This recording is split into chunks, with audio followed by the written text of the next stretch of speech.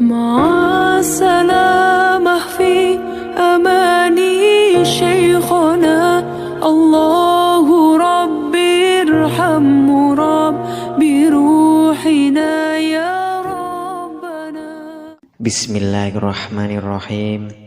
Assalamualaikum warahmatullahi wabarakatuh. Alhamdulillahilladzi khalaqal insana fi ahsani taqwim.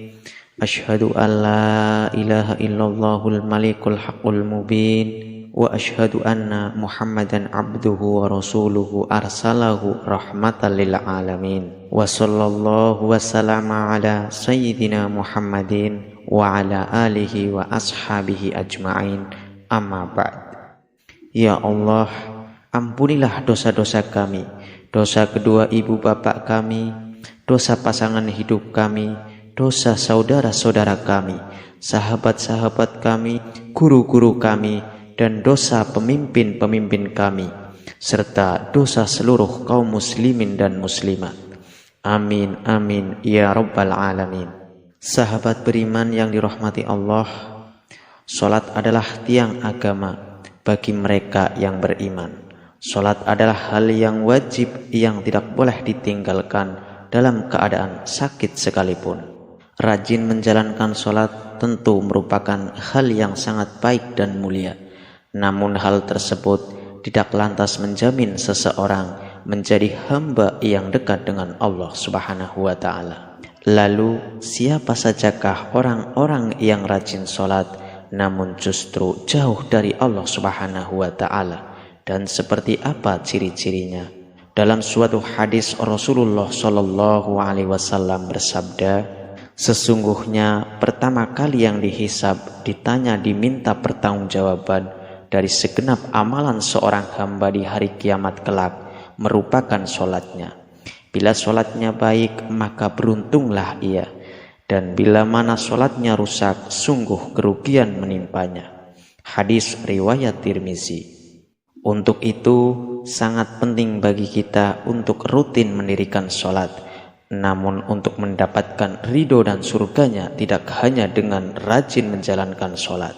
Hal itu hanya dilakukan dengan penuh kesadaran, tidak sebatas sebagai rutinitas harian, serta tetap dibarengi dengan menjaga akhlak serta hubungan sesama dengan manusia, agar tidak menjauhkan kita dari Allah Subhanahu wa ta'ala, sang pencipta alam semesta. Sahabat beriman yang dirahmati Allah, berikut ini adalah ciri-ciri orang yang rajin sholat namun justru jauh dari Allah Subhanahu wa ta'ala. Yang pertama, orang yang lalai dalam sholatnya. Pada hari kiamat nanti ada banyak orang yang membawa sholatnya kepada Allah Subhanahu wa ta'ala. Kemudian mereka mempersembahkan sholatnya kepada Allah. Lalu sholatnya dilipat-lipat seperti dilipatnya pakaian yang kumal. Kemudian dibantingkan ke wajah mereka. Allah tidak menerima sholatnya. Bahkan ada yang celaka dengan sholatnya, seperti yang terdapat dalam firman Allah Subhanahu wa ta'ala dalam surat Al-Ma'un.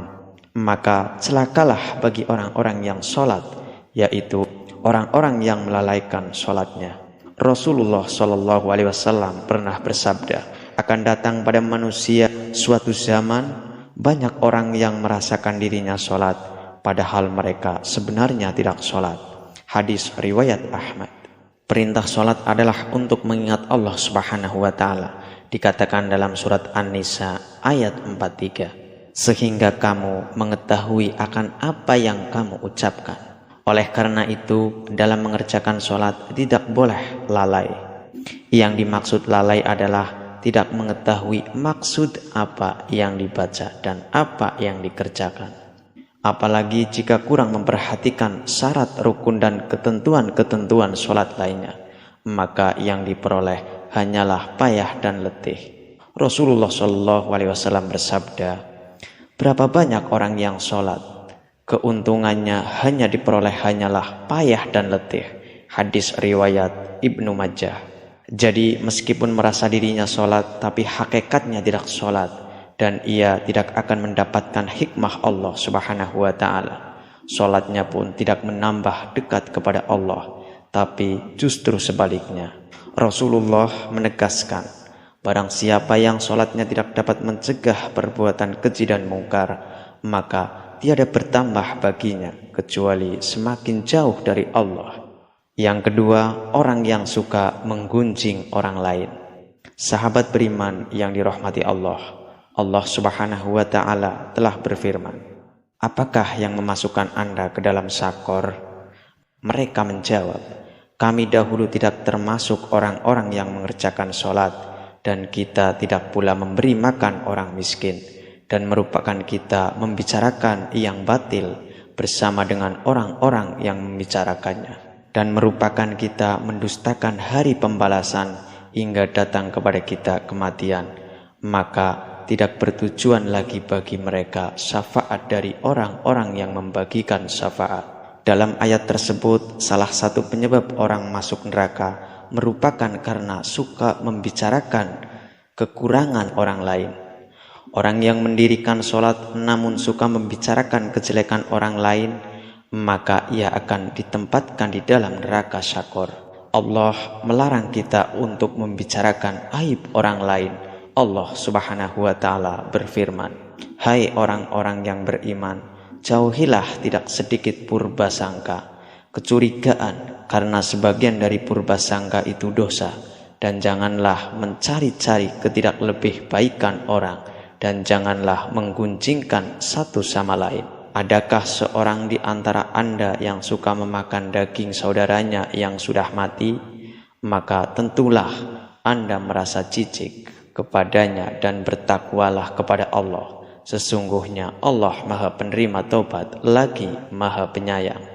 Yang ketiga, orang yang acuh pada sesamanya. Allah Subhanahu wa Ta'ala berfirman, "Sesungguhnya aku hanya akan menerima sholat orang-orang yang merendahkan dirinya karena kebesaranku, menahan dirinya dari hawa nafsu karena aku, yang mengisi sebagian waktu siangnya untuk berzikir kepadaku, yang melazimkan hatinya untuk takut kepadaku, yang tidak sombong terhadap makhlukku, yang memberikan makan pada orang yang lapar, yang memberikan pakaian pada orang yang telanjang, yang menyayangi orang yang terkena musibah, yang memberikan perlindungan kepada orang yang terasing. Kelak cahaya orang itu akan bersinar seperti cahaya matahari. Aku akan berikan cahaya ketika dia kegelapan. Aku akan berikan ilmu ketika dia tidak tahu. Aku akan lindungi dia dengan kebesaranku. Aku akan suruh malaikat menjaganya. Kalau dia berdoa kepadaku, aku akan segera menjawabnya. Kalau dia meminta kepadaku, aku akan segera memenuhi permintaannya. Perumpamaannya di hadapanku seperti perumpamaan surga Firdaus." Dalam hadis yang lain, Rasulullah SAW menyebutkan bahwa salah satu cara mendekatkan diri kepada Allah Subhanahu wa Ta'ala ialah bersifat dermawan dan senang membantu orang lain, terutama kepada orang yang sedang kesulitan. Rasulullah SAW bersabda, "Orang yang dermawan dekat dengan Allah, dekat dengan manusia, dan dekat dengan surga. Sedangkan orang yang bakhil atau pelit jauh dari Allah, jauh dari manusia, dan dekat dengan neraka." Na'udzubillah. Orang dermawan insya Allah akan menemukan kenikmatan di dalam sholatnya, karena dia dijaga oleh para malaikat, diberi cahaya dalam kegelapan, dan diberi ilmu secara langsung oleh Allah Subhanahu wa Ta'ala masuk ke dalam hati sanubarinya. Yang keempat, orang yang ria. Sebab pertama yang ternyata mampu menjerumuskan orang ahli ibadah tetap mendapatkan azab, bahkan menjadi penghuni neraka, adalah karena mereka ria. Hal tersebut terjadi apabila semua amal soleh yang dilakukan selama di dunia itu bukan untuk mencari ridho Allah, melainkan dilakukan karena ingin ria atau pamer dan mengharap pujian dari manusia. Allah Subhanahu wa Ta'ala telah berfirman, "Sesungguhnya orang-orang munafik itu menipu Allah, dan Allah akan membalas tipuan mereka. Dan apabila mereka berdiri untuk sholat, mereka berdiri dengan malas. Mereka bermaksud teriak dengan sholat di hadapan manusia, dan tidaklah mereka menyebut Allah kecuali sedikit sekali."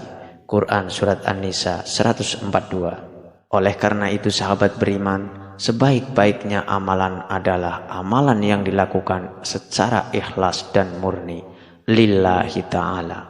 Hanya demi Allah, dan cukuplah kita berharap pada ridho dan balasannya atas apa yang telah kita lakukan, karena Allah Subhanahu wa ta'ala adalah seadil-adilnya pemberi balasan. Menjaga hati dan niat merupakan hal yang harus kita jaga dalam melakukan apapun, agar semua amalan tersebut tidak berujung sebagai cambuk bagi kita yang membuat kita menjadi ria kepada sesama. Yang kelima, orang yang suka berdusta. Berdusta merupakan salah satu dosa besar dan diancam siksa pedih di akhirat kelak. Di zaman semacam ini, kebohongan tampaknya sudah menjadi suatu kebiasaan di kalangan masyarakat. Padahal sekecil apapun suatu kebohongan akan tetap dianggap sebagai dosa besar. Meskipun ada seseorang yang rajin sholat dan beribadah, namun jika lisannya suka berbohong, maka sholat dan ibadahnya akan sia-sia semata, karena kebohongan itu akan menghapus amal-amalnya. Jika ia mati dalam tidak bertaubat kepada Allah, maka dia akan dimasukkan ke dalam neraka. Allah Subhanahu wa ta'ala telah berfirman, sesungguhnya yang mengada-adakan kebohongan hanyalah orang-orang yang tidak beriman kepada ayat-ayat Allah, dan mereka itulah orang-orang pendusta. Quran Surat An-Nahl ayat 105. Berbohong menunjukkan salah satu ciri dari golongan orang-orang yang munafik. Untuk itulah mengapa kita sebagai umat Islam wajib menjauhi yang namanya tindakan dusta. Karena itu dapat menyengsarakan kita baik di dunia maupun di akhirat kelak. Nauzubillah. Semoga kita termasuk golongan orang-orang yang rajin sholat dan dekat dengan Allah Subhanahu wa ta'ala, sehingga kita mendapatkan ridho serta menetap dalam surganya kelak. Amin amin ya rabbal alamin. Demikian yang bisa saya sampaikan, semoga bermanfaat. Billahi taufik wal hidayah wal ridho wal inayah. Wassalamualaikum warahmatullahi wabarakatuh. Barakallah.